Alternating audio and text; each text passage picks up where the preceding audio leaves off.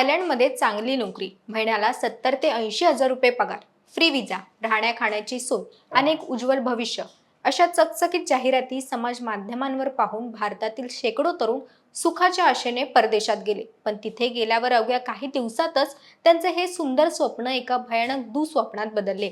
ज्यांना IT sector किंवा data एंट्रीच्या नोकरीचे आमिष दाखवले गेले होते, त्यांना थायलंड आणि म्यानमारच्या सीमेवरील एका अशा नरकात ढकलण्यात आलं जिथे परत येणं अशक्य बनलं. सध्या समोर आलेल्या धक्कादायक बातमीनुसार गोल्डन ट्रँगल नावाच्या खूप प्रसिद्ध भागात सुमारे 800 भारतीय नागरिकांना ओलीस ठेवण्यात आलं आहे. त्यांच्याकडून जबरदस्तीने ऑनलाईन फसवणूक, क्रिप्टो स्कॅम आणि आंतरराष्ट्रीय सायबर गुन्हे करून घेतले जात आहेत. आजच्या या व्हिडिओमध्ये आपण या संपूर्ण प्रकरणाचं सत्य सविस्तरपणे जाणून घेणार आहोत. नमस्कार, मी मयुरी आणि आपण पाहतात मुंबई आउटलुक. सर्वात आधी आपण हे समजून घेऊया की हा गोल्डन ट्रँगल म्हणजे नक्की आहे काय.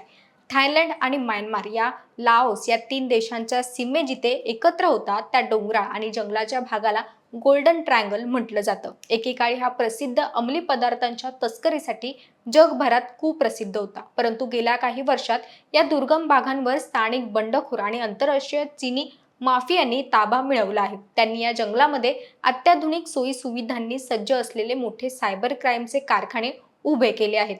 हे क्षेत्र कोणत्याही एका देशाच्या कायद्याच्या कक्षेत थेट येत नसल्यामुळे येथे कायद्याचे राज्य चालत नाही, तर फक्त बंदुकीच्या जोरावर माफियांचे साम्राज्य चालते. यात सुरक्षित अड्ड्यांचा वापर करून जगभरातील लोकांना लुटण्याचे जाळे विणले जाते. या गुन्हेगारी साम्राज्यात सध्या सर्वात जास्त वापरला जाणारा प्रकार म्हणजे पिग बुचरिंग स्कॅम. या नावाचा उगम डुकराला कापण्यापूर्वी त्याला खाऊ पिऊ घालून धष्टपुष्ट करणे या संकल्पनेतून झाला आहे. या स्कॅम मध्ये अडकलेल्या भारतीय तरुणांना रोज 15 ते 16 तास काम करावे लागते. त्यांना बनावट सोशल मीडिया प्रोफाईल तयार करावे लागतात. या प्रोफाईलच्या माध्यमातून ते युरोप, अमेरिका किंवा भारतातील श्रीमंत लोकांशी मैत्री करतात, त्यांचा विश्वास जिंकतात आणि हळूहळू त्यांच्याशी भावनिक नाते निर्माण करतात. जेव्हा समोरच्या व्यक्तीचा पूर्ण विश्वास बसतो तेव्हा त्याला मोठ्या परताव्याचा आमिष दाखवून क्रिप्टो करन्सी किंवा बनावट ट्रेडिंग ॲप्समध्ये पैसे गुंतवण्यास एकदा हा मोठी रक्कम गुंतवली गेली की अचानक ते अकाउंट बंद होतं आणि समोरची व्यक्ती कंगाल होते.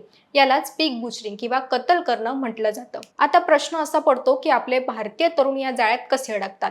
भारतात बेरोजगार असलेल्या किंवा चांगल्या पगाराच्या शोधात असलेल्या तरुणांना डिजिटल मार्केटर किंवा डेटा एंट्री ऑपरेटर म्हणून थायलंडमध्ये नोकरीची जाहिरात दाखवली जाते. सुरुवातीला त्यांना थायलंडच्या बँकॉक किंवा इतर शहरात बोलावलं जातं. तिथून त्यांना कारने किंवा बोटीने बेकायदेशीरपणे म्यानमारच्या सीमेवर नेले जातं आणि त्यांचे पासपोर्ट आणि फोन जप्त केले जातात.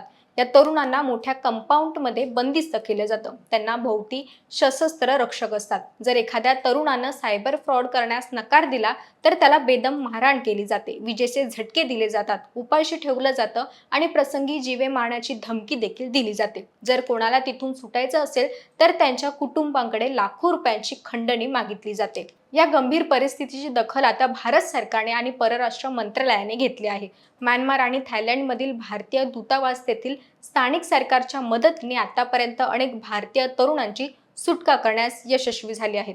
भारत सरकारने अधिकृत ॲडव्हर्टायझरी जारी करून तरुणांना अशा संशयास्पद परदेशी नोकऱ्यांच्या जाहिरातीपासून सावध राहण्याचं आवाहन केलं आहे. तसेच थायलंडमध्ये व्हिसा ऑन अरायव्हल घेऊन जाणाऱ्या आणि एजंटच्या माध्यमातून म्यानमारच्या सीमेवर नेल्या जाणाऱ्या लोकांवर कडक पाळत ठेवली जाते. सोशल मीडियावरील कोणत्याही अनोळखी जॉब ऑफरवर डोळे झाकून विश्वास ठेवू नका. परदेशात जाण्यापूर्वी संबंधित कंपनी आणि एजंटची अधिकृतता परराष्ट्र मंत्रालयाच्या पोर्टलवर जाऊन नक्की तपासून घ्या.